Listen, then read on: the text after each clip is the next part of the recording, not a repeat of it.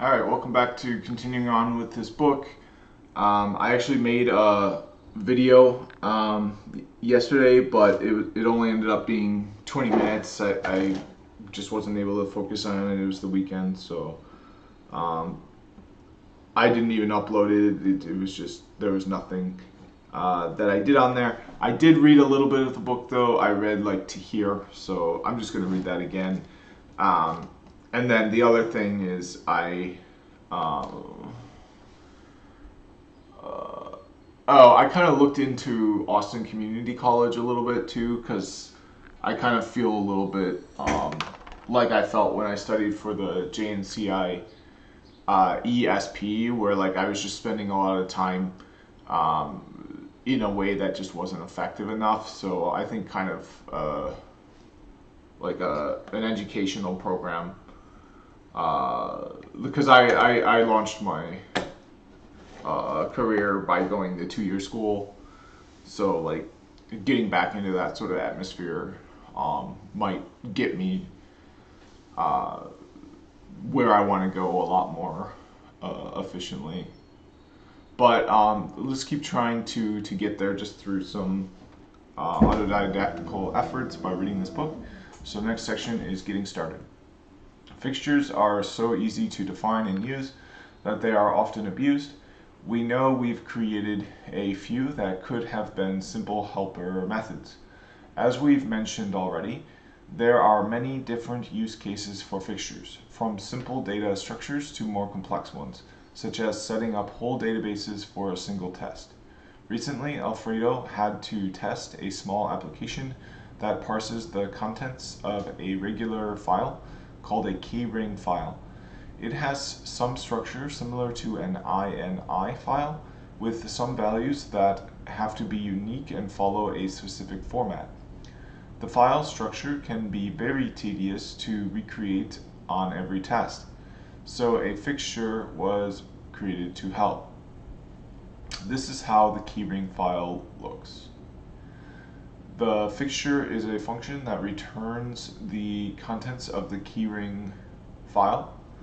Let's create a new file called test_keyring.py with the contents of the fixture and a small test function that verifies the default key. So my last video I made, I got stuck here. I tried to pull that up and follow along. I'm gonna pull up my lab, get that, but I'm just gonna keep moving on. I'd rather kind of get through as much of this book as possible than get hung up on any one example that I'm probably not even going to use in the real world anyway, at least not anytime soon. So if I need it, I can come back to it. That's why I'm trying to get used to accessing books and notes like in a more publicly accessible way, so I can pull them up when I need them a lot easier. So let's keep moving on, and if I'm ever somewhere and the word keyring kind of triggers it, I can look back through my collection of notes and try to figure that out. So that's another reason why this is something I did in my last video as well. I own my domain space, so on it I have a blog here that just has kind of like some crazed madman rantings, I guess. Yeah, like this one on documentation pet peeves, but like, I mean, it has some legit stuff. Like if you've never used Cisco EEM and you've been having issues with trunk ports, people blowing over your VLAN assignments, you can use a 4-line, or sorry, a 3-line 3-command configuration to deny that. So there's some gold on here, but I want to kind of change up what I've been doing, instead of just kind of putting down tidbits and nuggets and rantings and ravings. Build a library that I can publicly access and go to, and basically have all of my key uh, takeaways would be really cool too. And I don't know how to do this, but um, I wonder if like actual libraries have this, to be honest.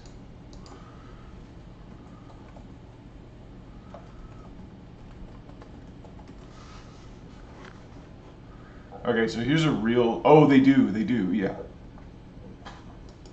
So I was thinking like a virtual librarian, where like I could go and say like, because I remember when I was a kid and like libraries were like, uh, I think more like I've used libraries in like the like way, you know, that fantastical, like I've been a kid, I've had an assignment due in school, and I went to my local library and I said, hey, I have this assignment due. Can you please find me some resources I can use to learn what I need to know to complete this assignment? And the library's like, yeah, here's a list, and they give me all the Dewey Decimal numbers or whatever, and I go take the books. You know, I've done that before, so virtualizing that would be really valuable. Yeah, so this like ask a librarian here, um, but like with an AI, like because like it right now, like, you know, the librarian's not there, like they're probably still closed for COVID, and they it's the weekend, so AI can help you 24/7 um, with no limits. So that'd be cool if I could build something like that. And I could just in here say like um, Python DevOps, you know, and then they. I mean, I can do that here, Python DevOps. But like something that's not on keywords because they don't have anything for that. So like intent based searches where it's like I have this problem, I want to do this, what do I need to do to fix this problem? So almost kind of like an AGI. But that's not exactly what an AGI is, from what I understand. Oh my god. I didn't know. This book actually looks pretty good here. Oh, it's got bad reviews, and then I have to borrow it, which is hard. I have to fill all this out. I don't want to do that.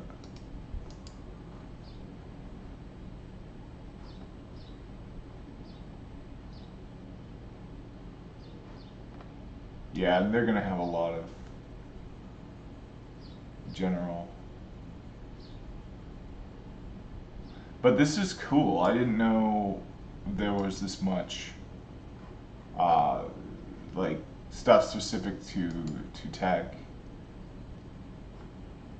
That's really cool. Um, Now I do have. Yeah, this looks pretty good. This looks really good. I should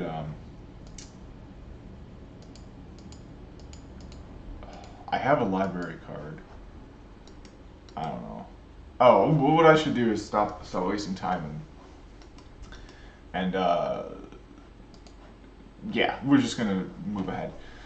The fixture is using a nested function that does the heavy lifting, allows a default key value, and returns the nested function in case the caller wants to have a randomized key. Inside the test, it receives the fixture by declaring it part of the argument of the test function, mon underscore keyring in this case, and is calling the fixture with default equals true so that the default key is used, and then verifying it is generated as expected. Note, in a real-world scenario, the generated contents would be passed to the parser, ensuring expected behavior after parsing, and that no errors happen.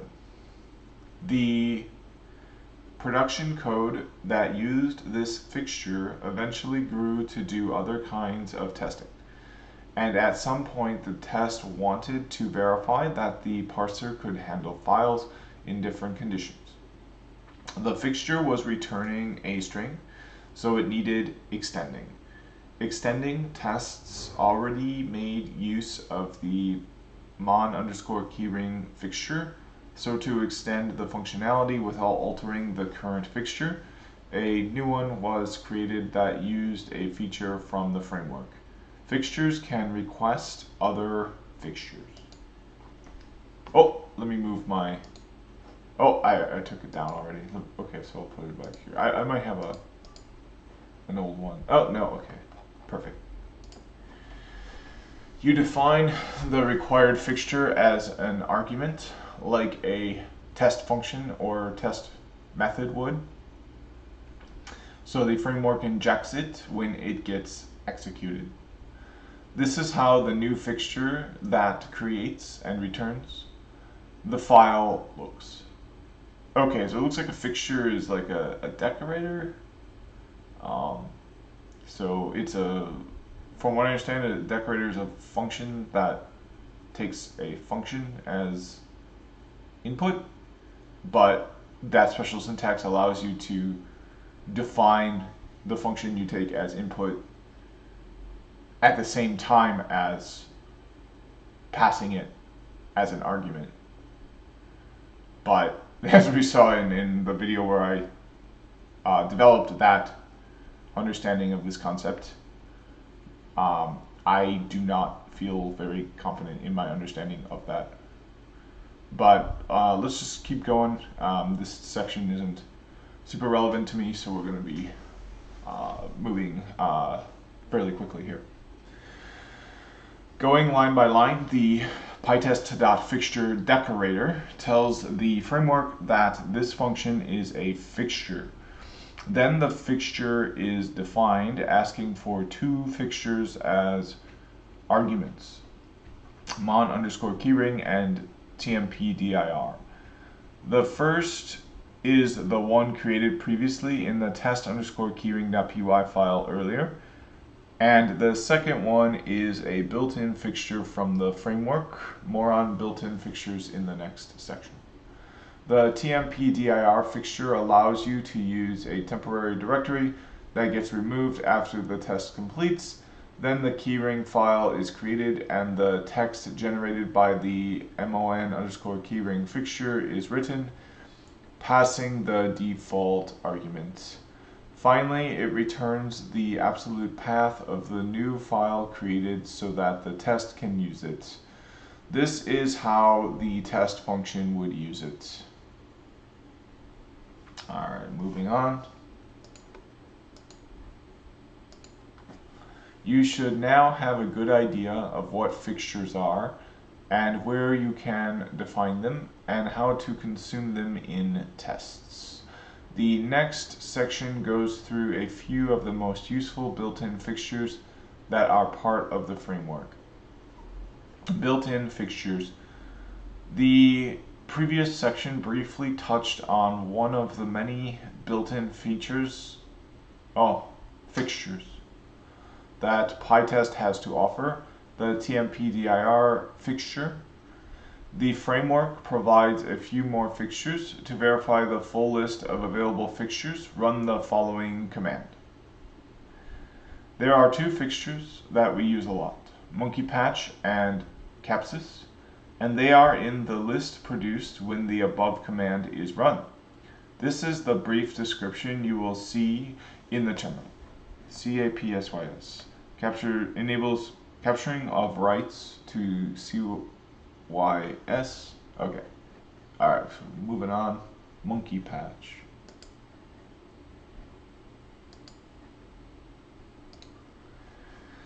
Capsys captures any stdout or stderr produced in a test. Have you ever tried to verify some command output or logging in a unit test? It is challenging to get right and is something that requires a separate plugin or library to patch Python's internals and then inspect its contents. These are two test functions that verify the output produced on stderr and stdout respectively.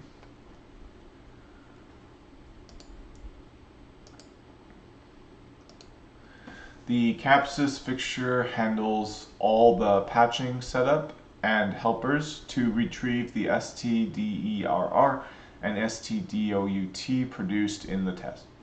The content is reset for every test, which ensures that the variables populate with the correct output. Monkey Patch is probably the fixture that we use the most. When testing, there are situations where the code under test is out of our control, and patching needs to happen to override a module or function to have a specific behavior. There are quite a few patching and mocking libraries. Mocks are helpers to set behavior on patched objects, available for Python. But Monkey Patch is good enough that you might not need to install a separate library to help out. The following function runs a system command to capture details from a device, then parses the output and returns a property, the ID part entry type as reported by BLKID.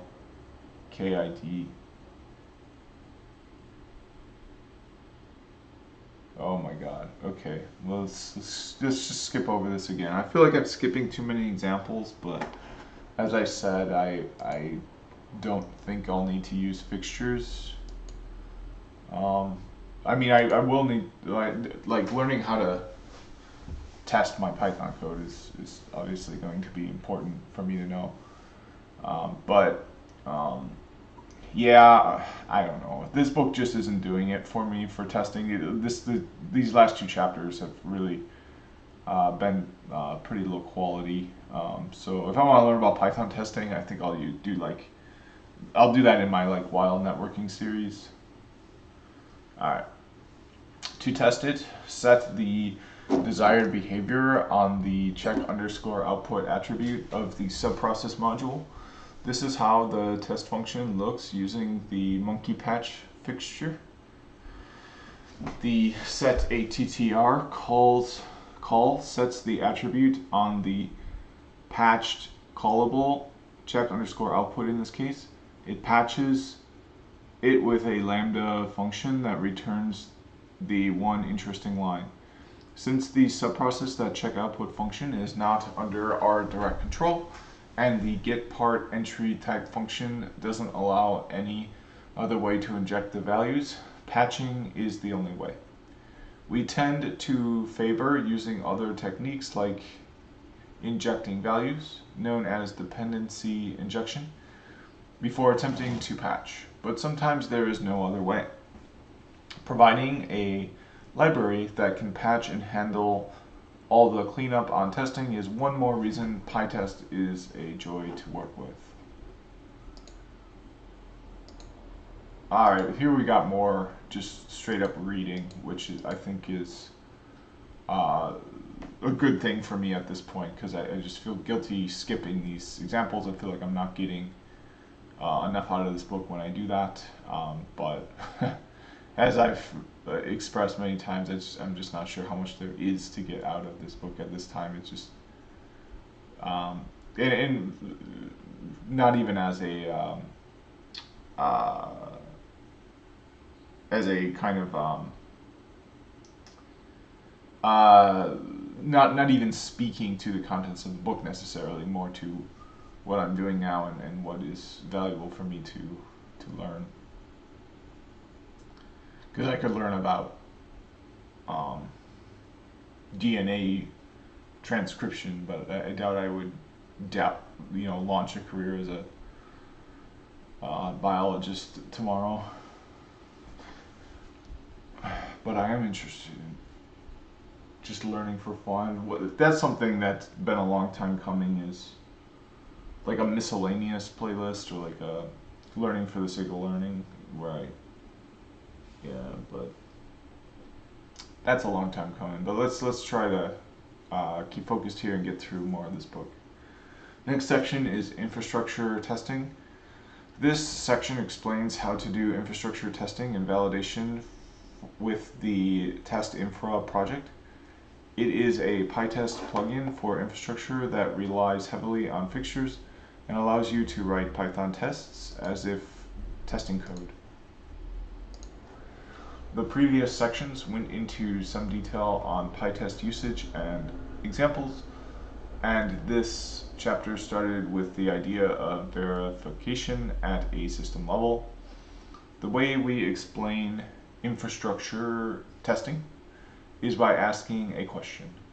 How can you tell that the deployment was successful? Most of the time, this is a good question, I'm going to highlight this. Most of the time, this means some manual checks, such as loading a website or looking at processes, which is insufficient. It is error prone and can get tedious if the system is significant. Although you can initially get introduced to PyTest as a tool to write and run Python unit tests, it can be advantageous to repurpose it for infrastructure testing. A few years ago, Alfredo was tasked to produce an installer that exposed its features over an HTTP API. This installer was to create a Ceph cluster involving many machines.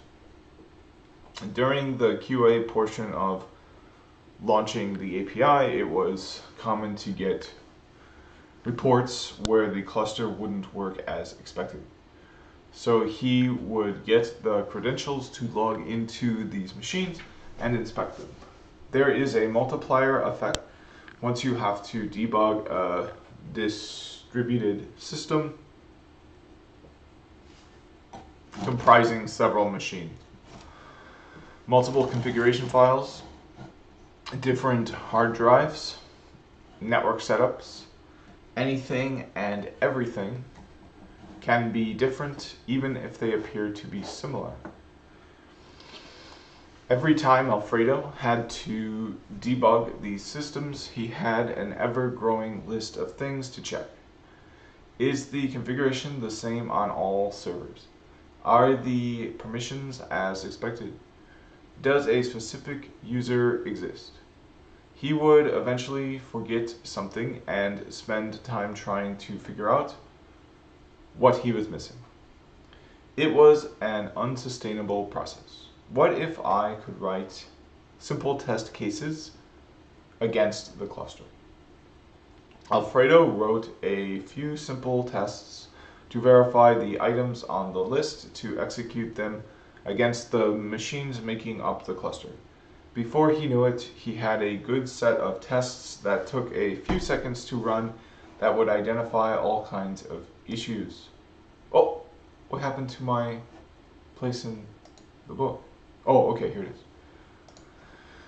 That was an incredible eye-opener for improving the delivery process. He could even execute these functional tests while developing the installer and catch things that weren't quite right. If the QA team caught any issues, he could run the same tests against their setup. Sometimes tests caught environmental issues. A drive was dirty and caused the deployment to fail. A configuration file from a different cluster was left behind and caused issues. Automation, granular tests, and the ability to run them often made the work better and alleviated the amount of work the QA team had to put up with. The Test Infra project has all kinds of fixtures to test a system efficiently. And it includes a complete set of backends to connect to servers, regardless of their employment type. Ansible, Docker, SSH, and Kubernetes are some of the supported connections. By supporting many different connection backends, you can execute the same set of tests regardless of infrastructure changes. The next sections go through different backends and get into examples of a production project. What is system validation? System validation can happen at different levels with monitoring and alert systems and at different stages in the life cycle of an application, such as during pre-employment, at runtime, or during deployment. Oh, yeah, the pre-employment stage of a application is probably not something that requires system validation. An application that Alfredo recently put into production needed to handle client connections gracefully without any disruption, even when restarted. To sustain traffic, the application is load balanced. When the system is under heavy loads, new connections get sent to other servers with a lighter load. When a new release gets deployed, the application has to be restarted. Restarting means that clients experience an odd behavior at best, or a very broken experience at worst. How do I pour this? There's no... God damn it, there's no marker. You just have to look and see where it opens up. Yeah, I got a new coffee press because my other one, I was trying to, because I don't know how to get because once you press the grounds down into the bottom, like I don't know how to like get them back out, and I'm not sure if you're supposed to like rinse it out and pour it down the drain. Like it's just unclear to me what to do with coffee grounds that have already been used, or even how to like properly and cleanly like extract them from after they have been pressed down into a coffee press. So what my gut instinct was to turn it upside down and tap it like that to try over the garbage can to try to get the grounds out, but that resulted in a lot of blood and slit wrists and a broken coffee press. So I was hoping this new model, this different kind of coffee press, would be like a little bit thicker, or like it wouldn't like shatter as easily, but I don't know, we'll see.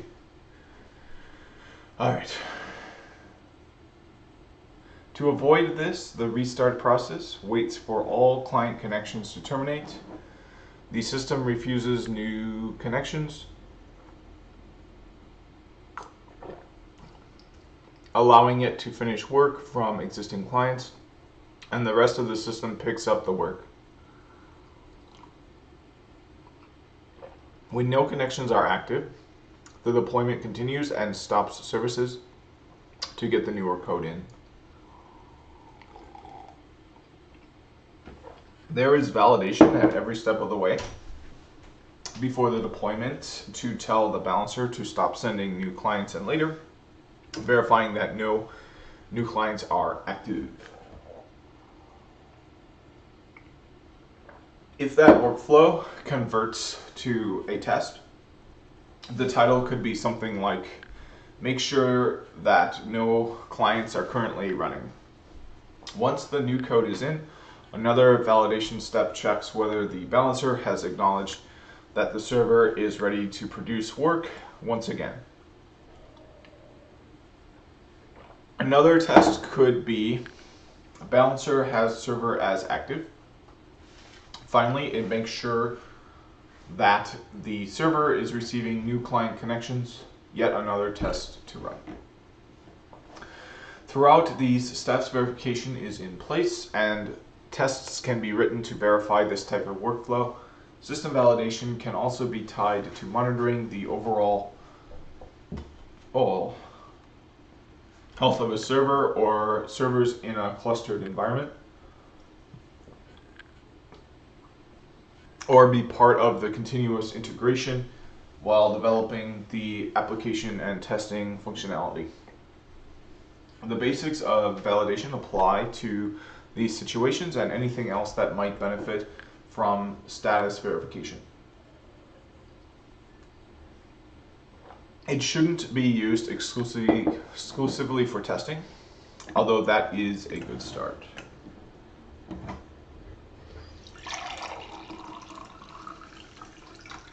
Oh, that is. I thought there was enough for just one more glass. There is not. There's enough for more than one more glass.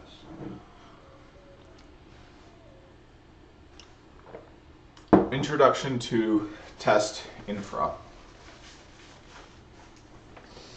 Writing unit tests against infrastructure is a powerful concept, and having used infra for over a year, we can say that it has improved the quality of production applications we've had to deliver. The following sections go into specifics, such as connecting to different nodes and executing validation tests, and explore what type of fixtures are available. Okay, so the following sections go into specifics and explore what type of fixtures are available. To create a new virtual environment, install PyTest. Okay, so let's not do this in the lab because the lab has been annoying to work with. I've had to install Python every time. I do have a special My Projects folder. Yeah, My Project here that I've been using. So let's just go ahead and use that instead.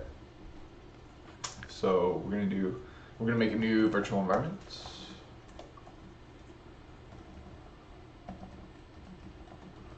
Okay, called validation.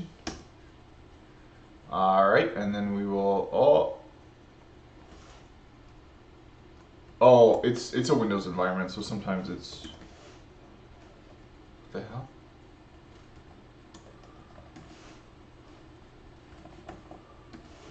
Oh, okay. I just need the command Python. I don't need the 3 at the end.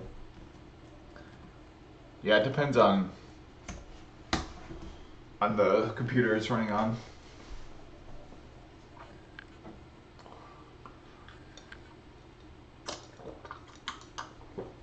The operating system.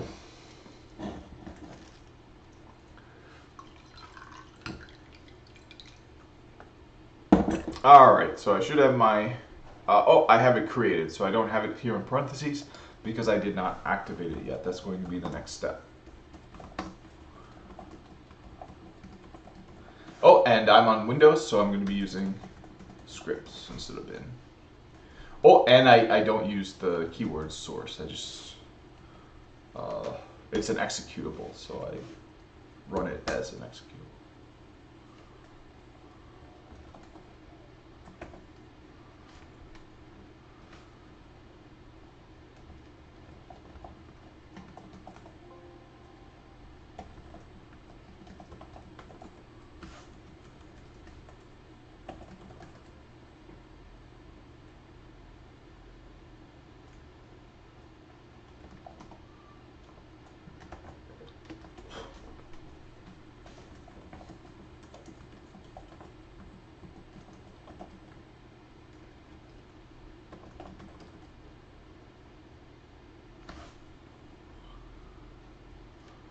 Oh!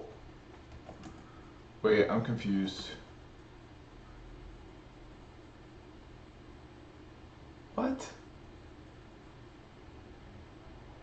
Oh, yeah, god damn. Oh, okay, this one really... Okay. Yeah, this book is really not good. We can see it said here to create a virtual environment named validation. But then the next line we can see, for some reason it's saying to activate a virtual environment named testing.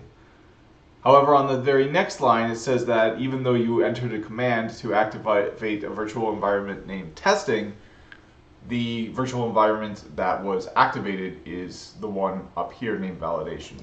If you're new to Python, beginner, it's just not going to work. You're not going to understand that. You're going to be totally confused by that. So that's a huge one. That they can't even get that right in the book. It's just I mean, it's just these last few chapters. Like most of the book has been fine. Oh, and see, I'm messing it up again because I'm just looking at the command.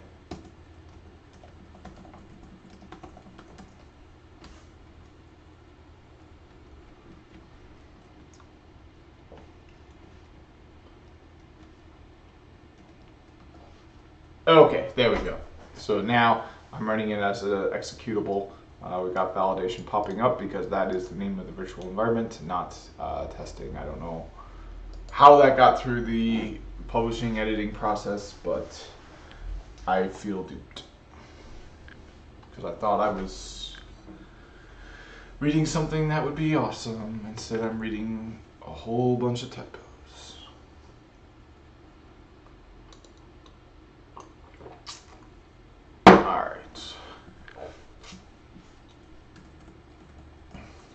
Test infra. So let's get test infra. Oh, and we gotta get a specific version. Don't need quotes as long as there's not any spaces. There we go. Note, PyTest fixtures provide all the test functionality offered by the test infra project. To take advantage of this section, you will need to know how they work. Connecting to remote nodes. Because different backend connection types exist, when the connection is not specified directly, test infra defaults to certain ones. It is better to be explicit about the connection type and define it in the command line. These are all the connection types that test infra supports. Local connection type, Paramiko, that's my favorite. It's an SSH implementation in Python. Docker connection type, I'm not even sure what they mean by that. SSH, Salt, that's another one I'm not as familiar with. Ansible, that makes sense. It's similar to Paramiko. I think it uses Paramiko. Kubernetes sounds similar to Docker. WinRM and LXC. Lots of these I'm pretty unfamiliar with, especially as a connection type.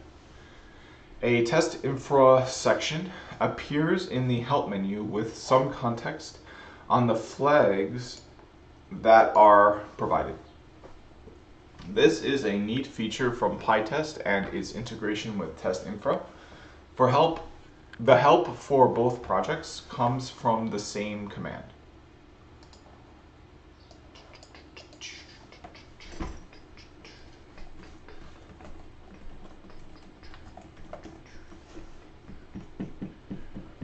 Okay, so we got help. Yeah. Yep, so that's just the regular Python or Linux syntax for help. So this is we saw like argparse and those sorts of things. Like, even though this isn't a Linux system I'm on, you can use this -- help here just as you can with Linux, because it's relevant to how this is actually defined and not the operating system. And they would have defined it using, if it was written in Python, something like argparse.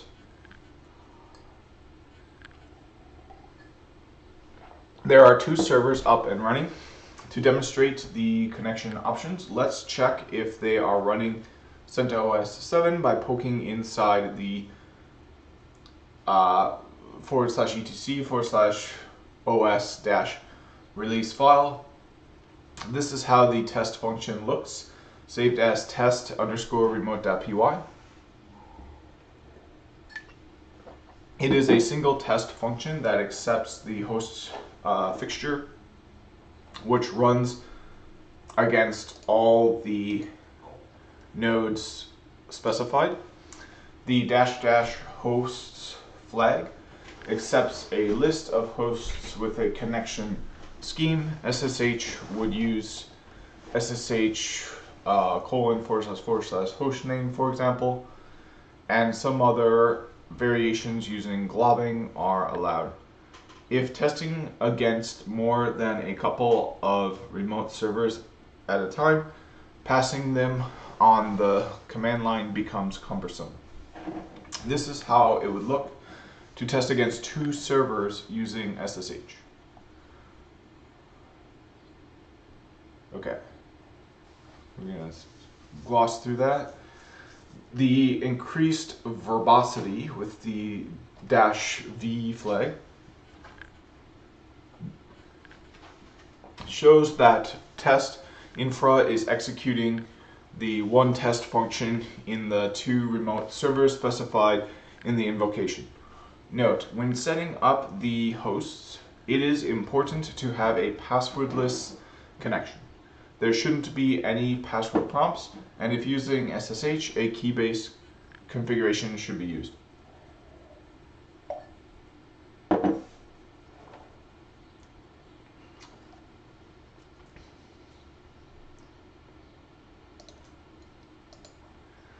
Ain't that the truth? Alright.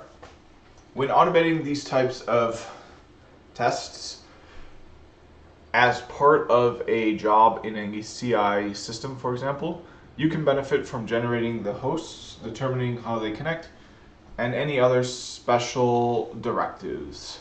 Test infra can consume an SSH configuration file to determine what hosts to connect to. For the previous test run, Vagrant was used, which created these servers with special keys and connection settings. Vagrant can generate an ad hoc SSH config file for the servers it has created. Wait, I thought Vagrant was it was kind of like a KVM or something. I didn't know it could generate an SSH config file.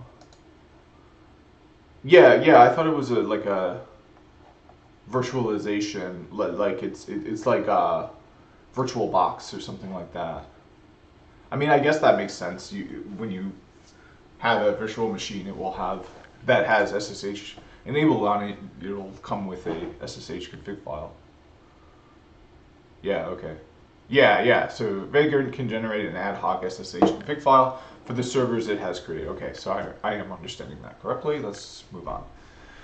Exporting the contents of the output to a file and then passing that to test infra offers greater flexibility if using more than one host. Oh my god. Oh my god. Well, no, I looked out the window and I saw somebody who was rocking the clean-shaven look that I had been experimenting with. The sun was just coming out from it like so intensely. It's like, ah, god damn it, I can't win. It's like, that's gonna be me. Like, I'm gonna be like a freaking lighthouse out there once I start going out again next month. Oh. I should wear a like a suit that looks like a lighthouse. That would be awesome. All right, using --hosts equals default avoids having to specify them directly in the command line, and the engine feeds from the SSH configuration. Even without Vagrant, the SSH configuration tip is still useful if connecting to many hosts with specific directives. Ansible is another option if the nodes are local, SSH, or Docker containers. The test setup can benefit from using an inventory of hosts, much like the SSH config, which can group the hosts into different sections. The host groups can also be specified so that you can single out hosts to test against, instead of executing against all. For Node 1 and Node 2 used in the previous example, this is how the inventory file is defined and saved as hosts. If executing against all of them, the command changes to that. So this is a lot like oh, sorry. I was going to say this is a lot like Ansible. It's like, oh, well, this is an example of a connection using Ansible. I think. I don't even know. Alright, let's just keep going. If defining other hosts in the inventory that need an exclusion, a group can be specified as well, assuming that both nodes are web servers and are in the Nginx group. This command would run the tests on only that one group.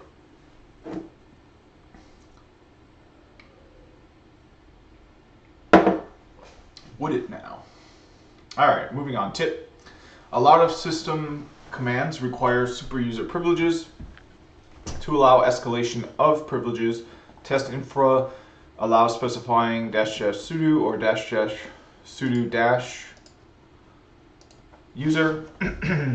The --sudo flag makes the engine use sudo when executing the commands, while the --sudo user command allows running with higher privileges as a different user. The fixture can be used directly as well. Okay, I'm gonna come back. I need something else to drink. Alright, I'm back. Next section is features and special fixtures. So far, the host fixture is the only one used in examples to check for a file and its contents. However, this is deceptive. The host fixture is an all-included fixture.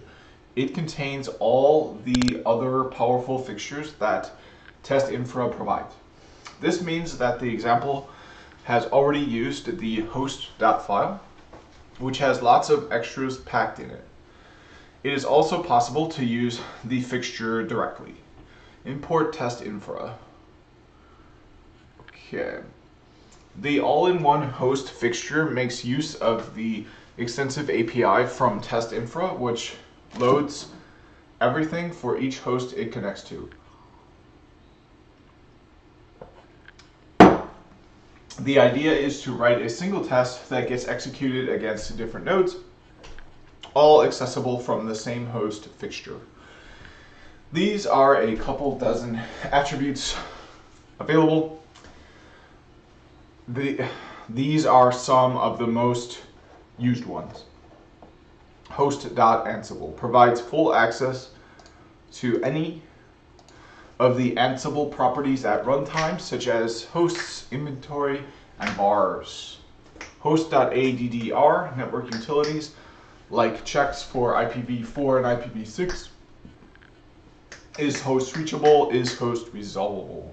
Host.docker proxy to the Docker API allows interacting with containers and checks if they are running. Host.interface helpers for inspecting addresses from a given interface. Host.ip tables helpers for verifying firewall rules as seen by host.ip tables. Host.mountpoint check mounts file system types as they exist in paths and mount options. Host.package very useful to query if a package is installed and at what version. Host.process check for running processes. Host.sudo allows you to execute commands with host.sudo or as a different user. Host.systeminfo all kinds of system metadata such as distribution version, release, and codename. Host.checkoutput runs a system command, checks its output if runs successfully, and can be used in combination with host.sudo. Host.run runs a command, allows you to check the return code host.stderr and host.stdout.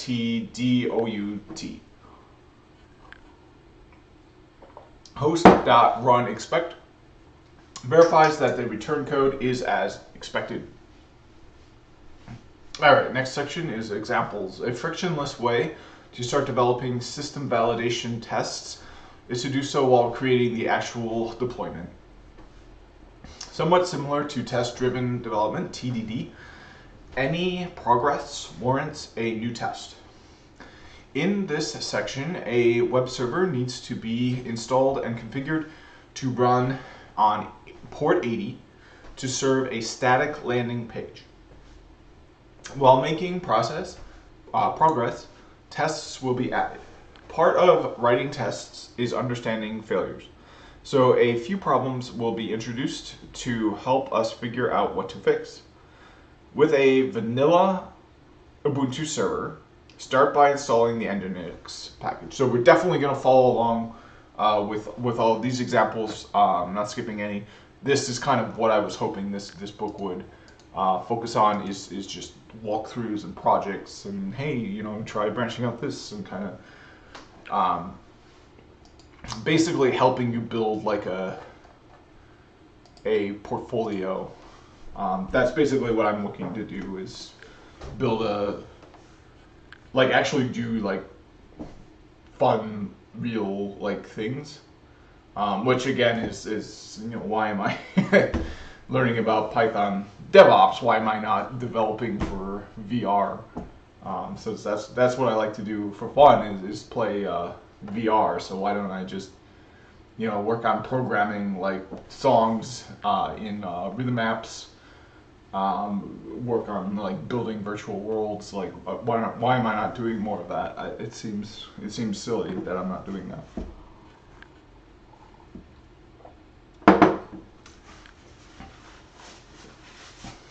But the answer to that is because I want my career and my hobbies and interests to blend together, and I just don't think I'm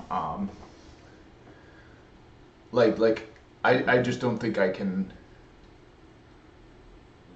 you know, be a, well, I don't know. I've got a lot to think about. Let's just continue on with this. We're going to make a new project. It's going to be called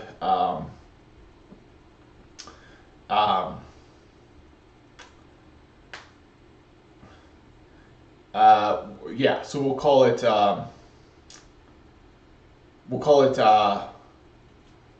system validation examples.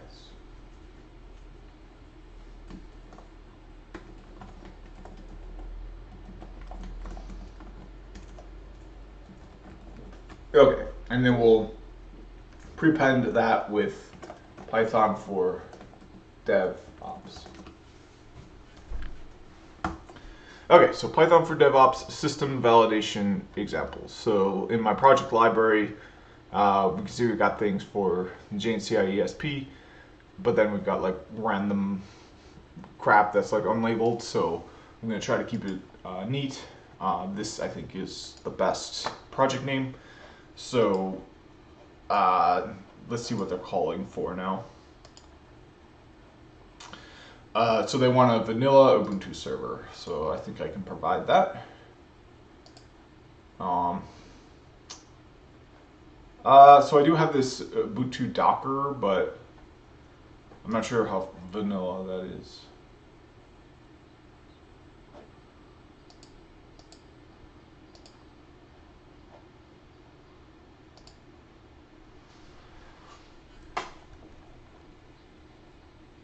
Oh, here we go. This looks more vanilla. It just says vanilla Ubuntu server.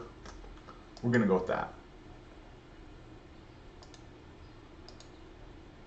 Oh, so we need the file. You can get that.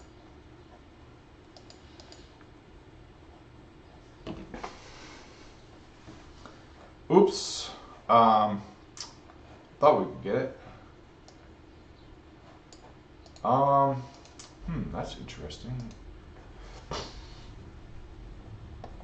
Okay, so this is version 18.4.3 LTS. So let's just Google for that.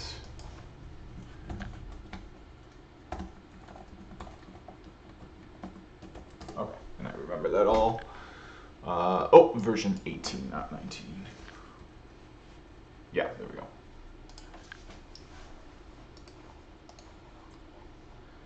Okay, so we need an older version here. So Ubuntu downloads. So option 1, instant Ubuntu VMs. Don't want that. We want option 2 here, manual, and then we want alternative releases.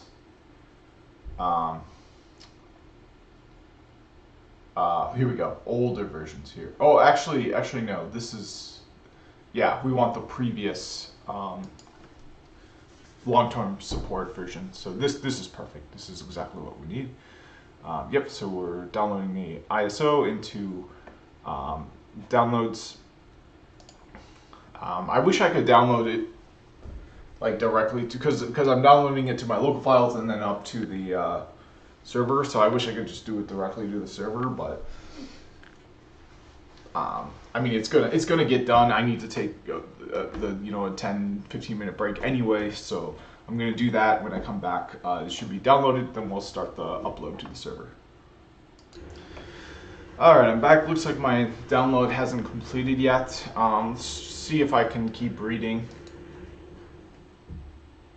So create a new test file called test_webserver.py for adding new tests after making progress. After Nginx installs, let's create another test. Reduce the verbosity in PyTest output with the -q flag, Q probably standing for quiet, to concentrate on failures. The remote server is called node4 and SSH is used to connect to it. This is the command to run the first test. Progress. The web server needs to be up and running, so a new test is added to verify that behavior. Oh, and with this here, it's making it so I can't read everything there, so we'll collapse that. Okay, and here's the function. Test Nginx is running. So we'll come back and do this once I've got the image, but that'll be a few more minutes. So running again should work once again. Some Linux distributions do not allow packages to start the services when they get installed. Moreover, the test has caught the Nginx service not running, as reported by systemd, the default unit service. Starting Nginx manually and running the test should make everything pass once again. As mentioned at the beginning of this section, the web server should be serving a static landing page on port 80. Adding another test in test_webserver.py to verify the port is the next step.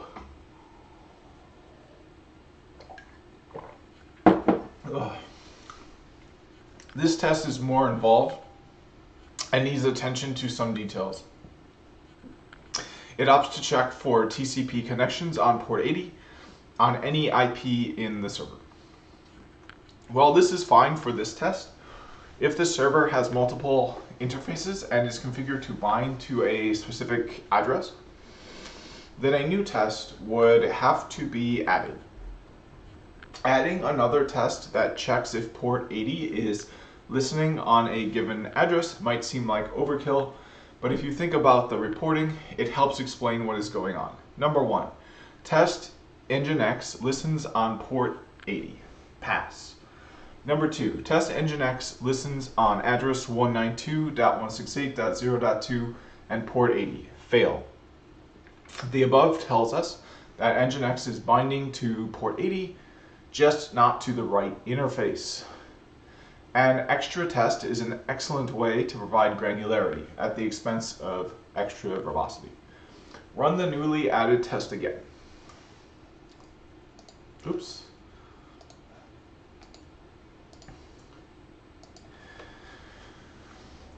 No address has anything listening on port 80. Looking at the configuration for Nginx, reveals that it is set to listen on port 8080 using a directive in the default site that configures the port. After changing it back to port 80 and restarting the Nginx server, the tests pass again. Since there isn't a built-in fixture to handle HTTP requests to an address, the final test uses the wget utility to retrieve the contents of the running website and make assertions on the output to ensure that the static site renders. Running test_webserver.py once more verifies that all our assumptions are correct. Understanding the concepts of testing in Python and repurposing those for system validation is incredibly powerful. Automating test runs while developing applications or even writing and running tests on existing infrastructure are both excellent ways to simplify day-to-day operations that can become error-prone. PyTest and TestInfra are great projects that can help you get started and make it easy when extending is needed. Testing is a level up on skills, and that is something I would really like. So we're going to come back and do these examples once my downloads are good to go, but unfortunately that might be 4 minutes. Yeah, I can do a lot in 4 minutes, so let's use those 4 minutes to, let's get to the end of this chapter with those 4 minutes. Testing Jupyter notebooks with PyTest. One easy way to introduce big problems into your company is to forget about applying software engineering best practices when it comes to data science and machine learning. Oh, yeah, I do that all the time, man. When I'm building a neural network, I often forget about, okay, I get what they're saying, though. Like, once things start getting, fundamentals, I think is basically what they're saying. Once things start getting, like, tricky, your fundamentals start going out the window, and you start kind of believing that things are now at a level where the basic fundamentals of no longer really apply. I think that's what they're trying to say here, and that's not correct. Focusing on those fundamentals and maintaining them is actually more important. One way to fix this is to use the NBVAL plugin for PyTest that allows you to test your notebooks. Take a look at this makefile. Okay, so this will test your notebooks and make sure that you are using software engineering best practices. The key item is the --NBVAL flag that also allows the notebook in the repo to be tested by the build server. Okay, so let's do the exercises. Still waiting for this download to complete here. Name at least 3 conventions needed so that PyTest can discover a test. I have no idea. I can't even name one. So let's go to Google for this.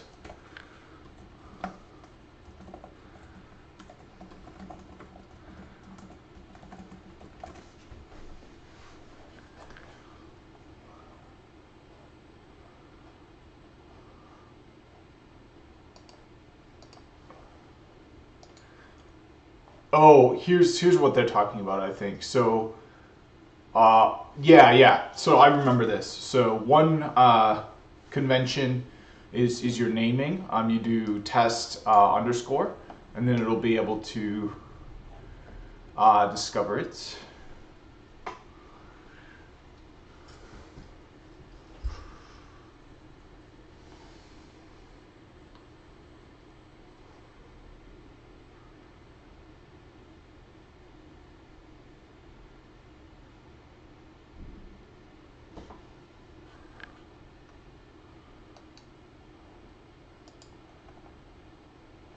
Okay, but that's the only one I remember.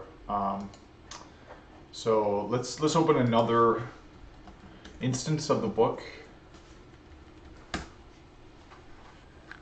Okay, and then we'll have the exercises up here, but in this instance we'll have the table of contents.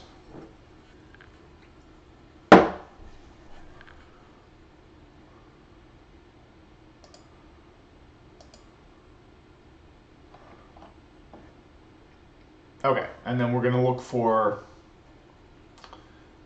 3 conventions needed so that PyTest can discover a test. So we'll go to the PyTest section.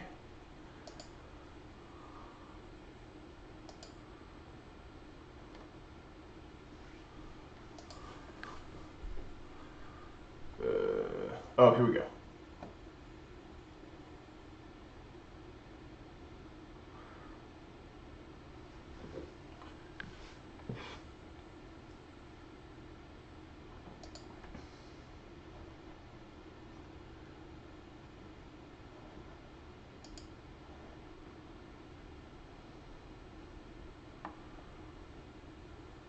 Here we go. So here's conventions. So when testing in Python, there are a few conventions that PyTest follows implicitly. Most of these conventions are about naming and structure. So we already, so we got this one. You need the test underscore convention. The other convention is you need to name the testing directory tests. Careful not to name it test or use capital letters, anything like that.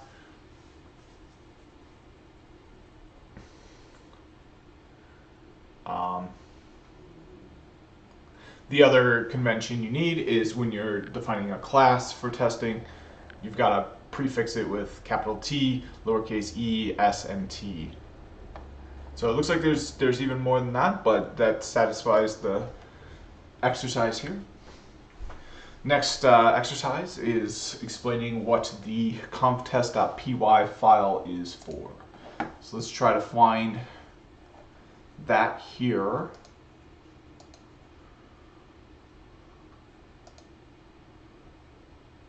Here we go. So before I read this again though, I'm going to start the upload to my server environment here.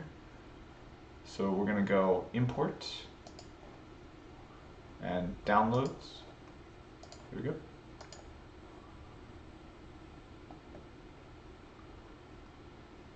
Oops, so it looks like the MD5 file. Oh, you know what? It's probably zipped.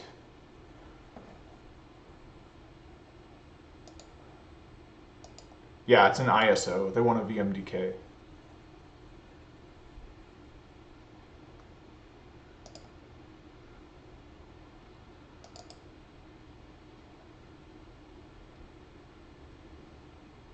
I don't have a VMDK. I can't get a VMDK. I only have an ISO.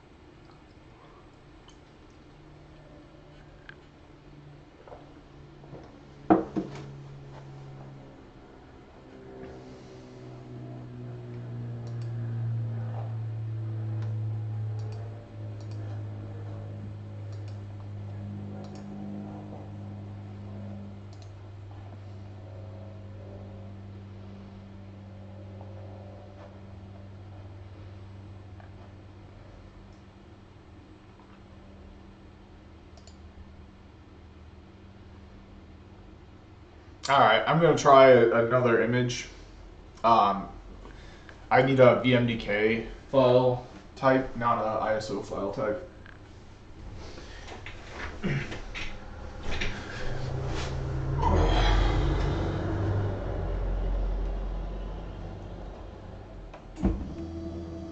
Okay, so we're gonna try this one. I'm not sure what this is. But unfortunately, this first one, all that time was spent for nothing. All right, so let's go through the exercises some more. So what is the conftest.py file for? So, oops, we had it up there, but of course it is no longer working. Okay, oh, there we go.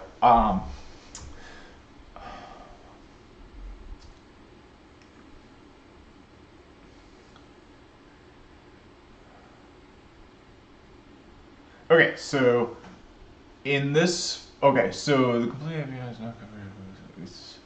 So PyTest has a rich API for developing plugins. The complete API is not covered here, but its simpler approach is the conftest.py file. In this file, the tool can be extended just like a plugin can. There is no need to fully understand how to create a separate plugin, package it, and install it. If a conftest.py file is present, the framework will load it and consume any specific directives in it. It all happens automatically. Okay, so there's our answer for that exercise. Next one is to explain the parameterization of tests. So we know what a parameter is in a function. It's the definition of the arguments that the function takes. Parameterization is one of the features that can take a while to understand because it doesn't exist in the unit test module and is a feature unique to the PyTest framework. It can be clear once you find yourself writing very similar tests that had minor changes in the inputs but are testing the same thing. Take, for example, this class that is testing a function. So, okay, so we're gonna figure out we're gonna explain parameterization of tests.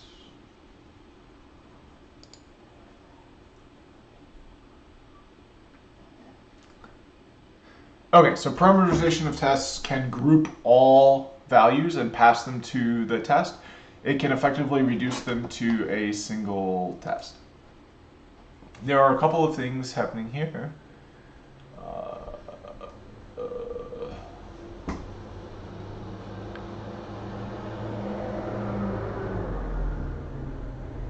Oh, I think I remember this. No, I don't remember it. Okay, so parameterization of tests is like making it so that you can use the same code for like multiple different kinds of tests.